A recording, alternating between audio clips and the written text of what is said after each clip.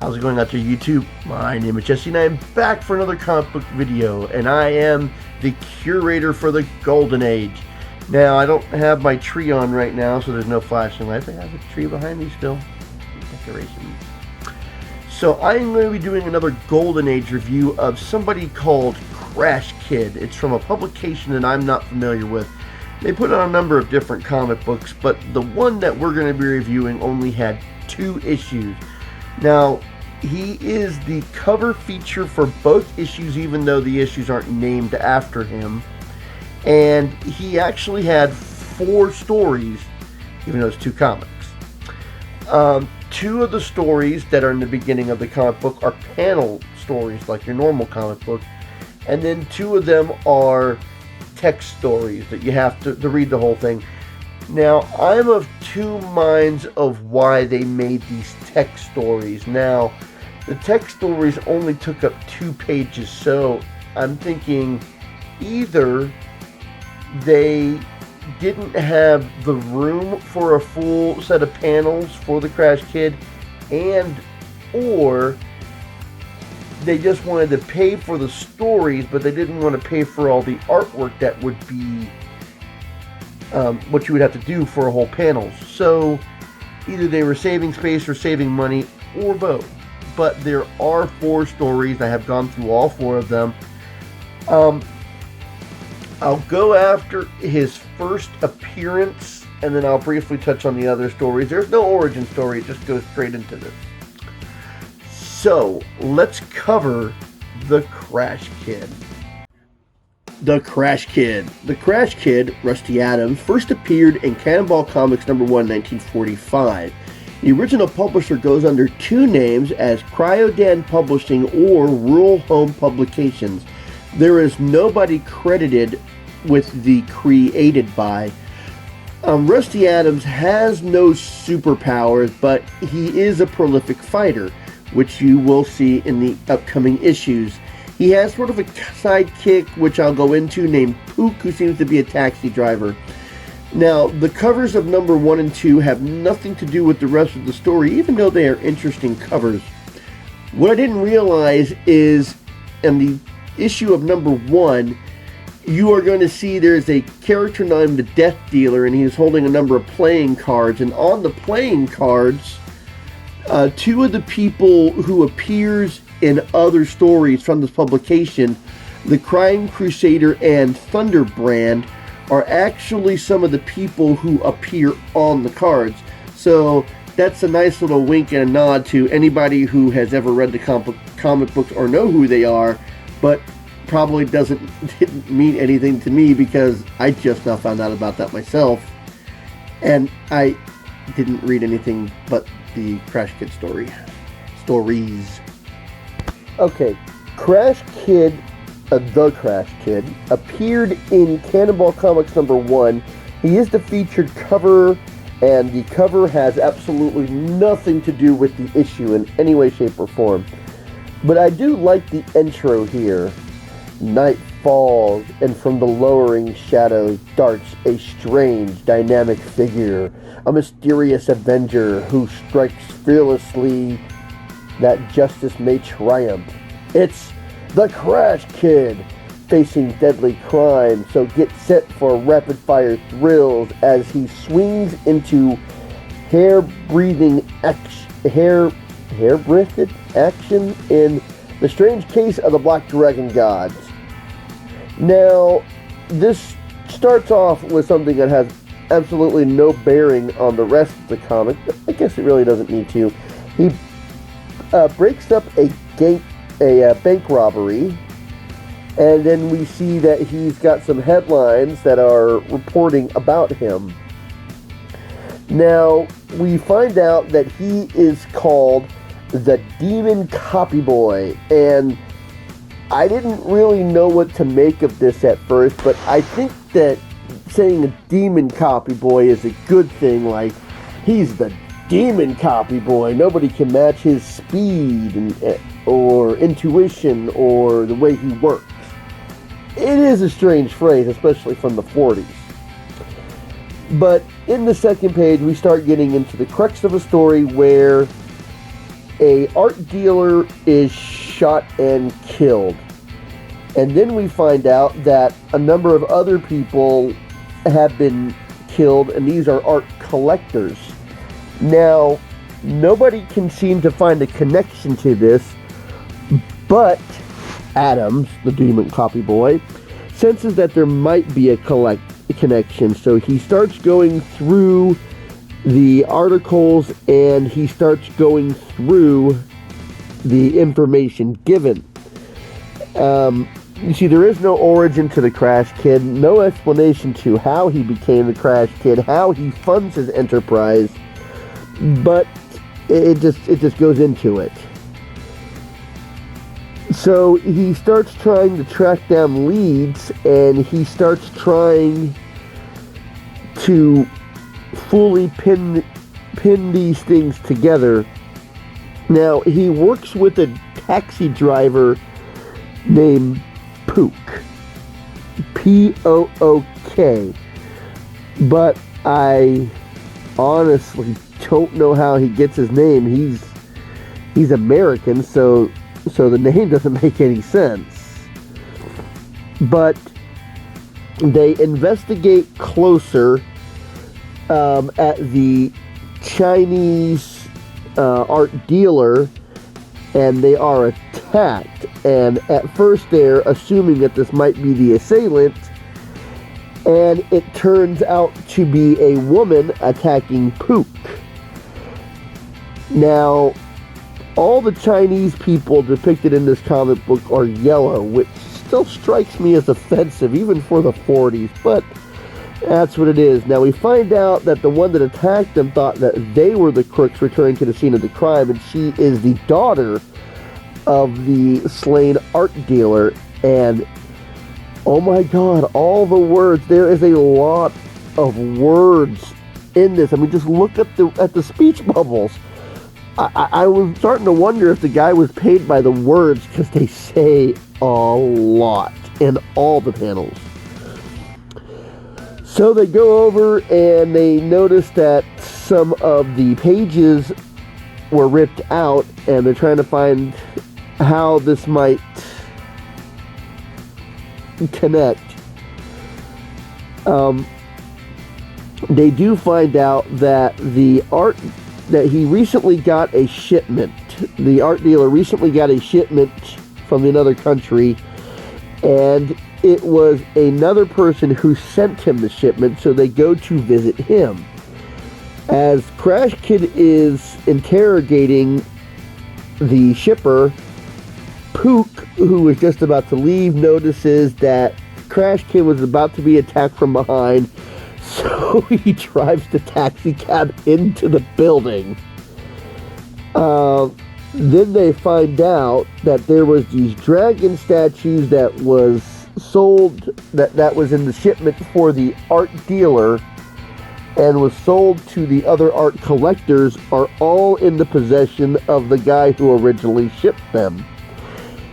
And they get knocked out and captured, so the guy goes ahead and explains his plan to Crash Kid, because, you know, all villains have to monologue. It's almost like a prerequisite thing. So he explains to them that what happened is he found these rubies that he wanted to smuggle out of China, but he wouldn't be able to get them without being discovered by, I guess, whoever would search them. So he put the rubies into the Black Dragon statues and shipped them. Oh, I should mention that the Black Dragon is, these statues are part of the Black Dragon cult, who are a cult of assassins and murderers. And there's only 3 statues in existence, so they're very rare. So he put these rubies into the statues and he shipped them to America, but a shipping error had them shipped to the art dealer, which it wasn't supposed to go to them. And he had sold off a couple of the statues before they were able to get to America and fix the situation. So they murdered the art dealer and the art collector so they could get the statues back that the rubies were hidden in. Now, since he figures that there is no danger from Crash Kid and his assistant, he throws them into a cell that is an underground cell, because they're on a pier apparently, and he starts to flood the pier so that he can drown them. Now they are tied up, and Crash Kid tries to get them untied, but he is unable to do that with the water rising. So when the water level gets to the top, Pook starts banging his head against the trap door. He's like, I know it's not going to do any good, but you can't blame me for trying. Now, apparently, the daughter of the art dealer that was killed happened to find the pier and started doing some investigating of her own, and hears the banging and opens the trap door, finds both of them drowning, and she rescues them.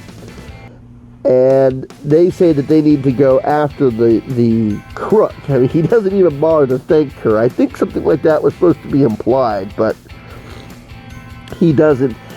Now, somehow this taxi cab is fast enough to catch up to these people who were in a sedan and already started speeding away. Crash Kid jumps from the taxi and manages to make the car crash, and somehow the car that crashed had the wherewithal of the main guy to pull out a gun and aim it at Crash Kid, and out of nowhere, Pook comes down and slugs the guy in the face. And Crash Kid beats them up. They take the statues. I guess they hear the police sirens, and they don't want to stick around to, talk to the cops. So, she's like, hey, she'll explain everything to you, so they take off. And then they see an article saying that it says, young mystery sleuth solves a triple murder. Crash Kid comes through again. And the editor says, well, you were right, Adams. There was a connection to them after all. And he's like, it sure was. And it ends with the line at the end, who is the Crash Kid? We know, but will the rest of the world find out? For the answers, don't miss Crash Kid's next adventure.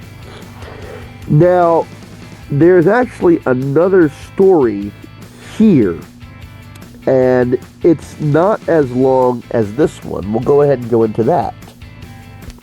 Now, the next one is The Crash Kid Scores a Scoop by Don Grange. This is a pretty easy one. It's all text. Apparently, this junior reporter got fired because he didn't go to the assignment that he was assigned. He thought that he could score a better scoop because he thought he knew where this crook named Mr. Comedian was going to strike next. And it actually turned out that the event that he ditched is where the comedian struck, or Mr. Comedy struck. So not only did he miss his assignment, he missed even a better story. Now, apparently, the guy going by Mr. Comedy was an escaped prisoner called Tim Carmody, Carmody, but he went by Mr. Comedy, Comedy. And I guess the similarities in the name. Now, his name's always carried a kind of a signature where he wanted to let people know that he was comedy. So nobody could figure out where Mr. Comedy was going to strike next, because it seemed like he was attacking rich people, but they seemed to be random. So the Crash Kid,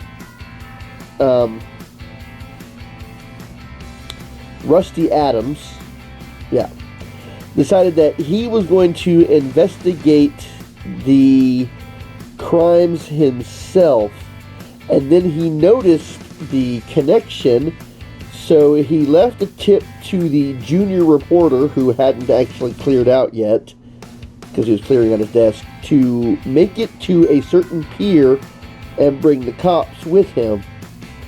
And then we find out that the Crash Kid shows up just in time to stop Mr. Comedy himself. Now, when they tried to figure out how Mr. Comedy was making his hits, he said, well, just take a look at the clues. Monday, it was Carson. Tuesday, let's see, he said, look at the jobs. Monday was Carson, Tuesday, Olmsted, Wednesday, Merritt, Thursday, Ernest, and Friday was Drew. The initials spelled out COMED. So he knew that a signature with Y would be at the pier, Orient of Yardery. So he was doing his crimes to spell out his signature comedy. Now, he gave his findings to the junior reporter, so he was able to report on this. So he saved the kid's job, and the Crash Kid was able to also bring in the criminals, and he got a great story out of it. Now, in Cannonball Comics number 2, Crash Kid is the feature cover again, where the cover has absolutely nothing to do with the rest of the story. It looks like he's facing off of a devil in a flying car, and they're not in the first or the second story. So it shows that there are a number of crimes being committed, and people are confessing to it, but they seem to be identifying the wrong colors with what they are listing. Like this one guy says that he has shoplifted black rubies and black sapphires. Now, we know that rubies are red and sapphires are blue. They can't figure out why he's misidentifying the colors, but they take him in anyways because he confessed to the crime, because he's able to recall the crime in such details.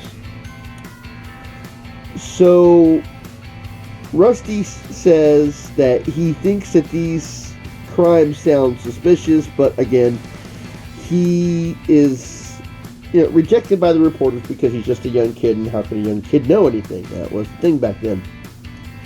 So he's not too happy about being dismissed, but what can he do? He's only a junior paper boy. This lady shows up, so he poses himself as a reporter so he can get the details on what's going on. She says that her brother has been incarcerated, but it couldn't have, for the crime, and it couldn't have been him, because her brother promised their father on the deathbed confession, or on his father's deathbed, that he would not commit crimes anymore. So Rusty goes and investigates this further.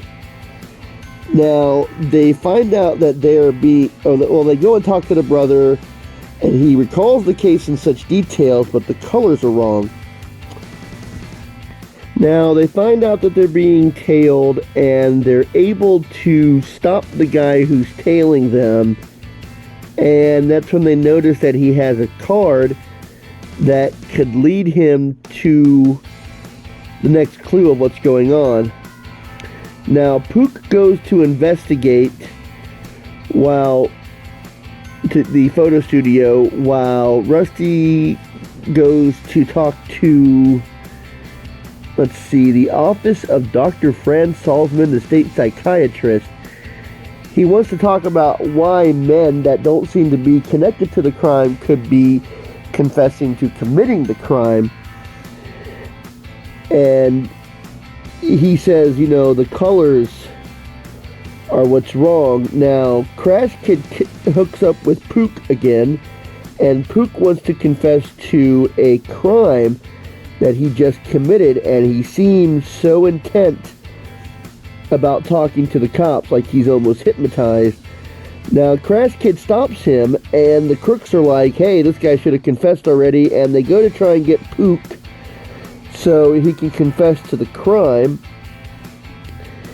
And they knock him out from behind. Crash Kid beats them off, and Pook comes back to his senses saying, hey, I remember something, but I remember that I committed the crime, but I couldn't have.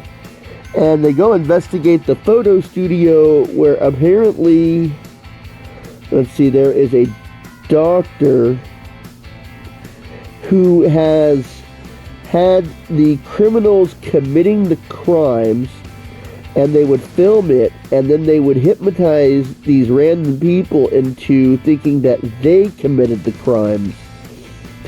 Now, the reason that the people were getting the colors wrong is because the doctor was showing them black and white images of the crimes being committed that he hypnotized them into thinking that they were confessing to, so that's why things like the rubies and sapphires were the wrong colors. So he defeats the psychiatrist, gets the information, the cops show up, he gives the info to the cops, and escapes.